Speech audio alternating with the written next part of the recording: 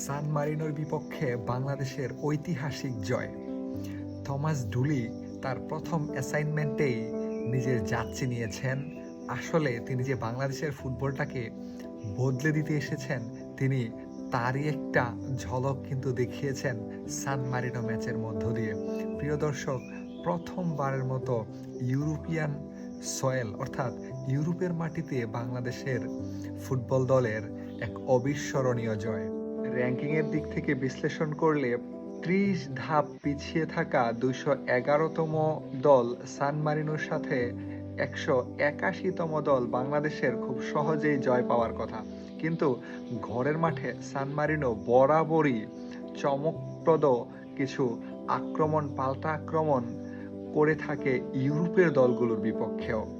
সেই হিসেবে টমাস ডুলি তার যেই স্ট্যাটিস্টিক্স এবং তার যেই ইমপ্লিমেন্টেশনের জায়গাটা সব মিলিয়ে তার জন্য একটা চ্যালেঞ্জ কিন্তু প্রথম ম্যাচেই ছিল, এবং তিনি কিন্তু সেই চ্যালেঞ্জটা অনেক সুন্দরভাবেই উতরে গিয়েছেন।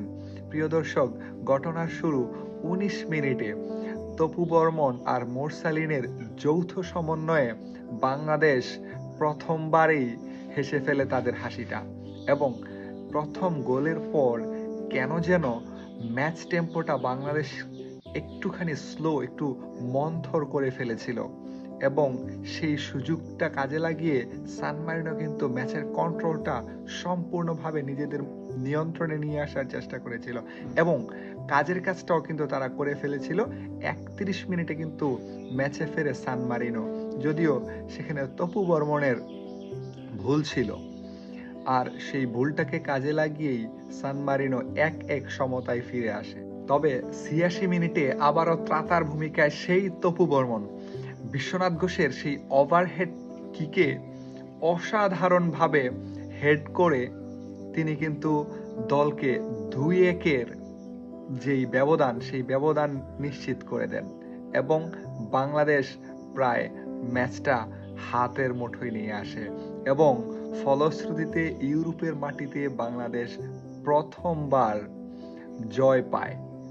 প্রিয় দর্শক, শেখ মুরসালিন, হামজা চৌধুরী এবং জায়ানরা অসাধারণ ফুটবলীয় নৈপুণ্য কিন্তু আমাদেরকে উপহার দিয়েছে, এবং হামজা চৌধুরী যে দাঁতে দাঁত চেপে লড়তে পারেন, তিনি যে আসলে ওয়ার্ল্ড ক্লাস একজন ফুটবলার, তার একটা পরিচয় কিন্তু এই ম্যাচে তিনি রাখতে পেরেছেন। এবং বরাবরই সামিত সমু কিন্তু অসাধারণ ফুটবলটা খেলে থাকেন, এই ম্যাচেও এর কোনো ব্যত্যয় ঘটেনি। তবে মিতুল মার্মা, তিনি কিছু ভালো সেভ থাকলেও তিনি মারাত্মক কিছু ব্লান্ডার করেছেন, যেগুলো খুবই অপ্রত্যাশিত। সেই সাথে তপু বর্মনকে আজকে অনেকেই মার্কুইনজের সাথে তুলনা করতে চাচ্ছেন। আসলে কতটুকু যৌক্তিক হবে আমি সেটা ভেবে পাচ্ছি না, তবে তিনি ভালো খেলেছেন, অসাধারণ ফুটবলটা তিনি উপহার দিয়েছেন। তার নৈপুণ্যেই কিন্তু বাংলাদেশ ইউরোপের মাটিতে প্রথম জয়টা পেয়েছে। তবে থমাস ডুলি অনেক বেশি কাজ করবার আছে তার বাংলাদেশ দলকে নিয়ে। তিনি মাত্রই বাংলাদেশে এসেছেন, বাংলাদেশ দলের সব প্লেয়ারকেও তিনি খুব বেশি ভালো করে দিচ্ছেন এমনটিও নয়। তবে সময় যত যাবে আশা করা যাচ্ছে থমাস ডুলি ভালো কিছুই করতে যাচ্ছেন, এবং আজকে অনেকগুলো পরিবর্তন ছিল, সব মিলিয়ে ভালোই বলা যায়। দেখা যাক সামনে কি ঘটতে যাচ্ছে বাংলাদেশের সাথে। প্রিয় দর্শক, আমাদের সাথেই থাকবেন। ধন্যবাদ।